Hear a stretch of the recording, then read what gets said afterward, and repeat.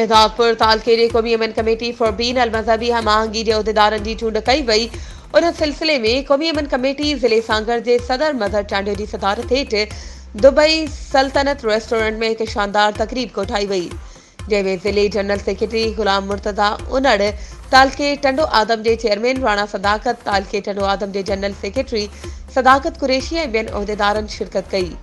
उन मौक़े ते तालके शहदादपुर जे उहिदेदारनि जो ऐलान कयो वियो। अहिड़नि ख़्यालनि जो इज़हार तालके शहदादपुर जे सदर Rana Abdul Sattar, general secretary doctor Mohammad Rafique Shaikh, senior नायब सदर मोहम्मद यूसुफ भट्टी, नायब सदर मोहम्मद इकबाल मुगल, राणा खालिद सदर, ताहिर अली खान एडवोकेट, मौलाना मोहम्मद मारूफ कादरी, मोहम्मद असलम कुरैशी।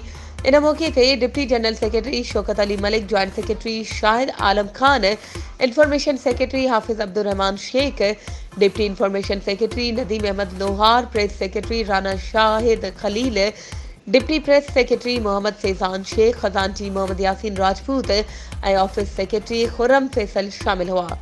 जॾहिं त नवनि चूंडियल उहिदेदारनि महिमाननि खे सिंध जो तोहफ़ो अजरक पेश कयो। उन मौक़े ते NPCIHA ज़िले सांगड़ जे सदर मज़हर चांडियो ख़िताब कंदे चयो त नेशनल पीस कमेटी फॉर बेन मज़हबी हम आहंगी मुआशरे में इंसानियत ऐं अख़लाक़ियात जे फ़रोग़ ऐं अवाम में हुब्बुल वतनी ऐं पाक फ़ौज सां मुहबत जो जज़्बो बेदार करण लाइ सरगर्म आहे।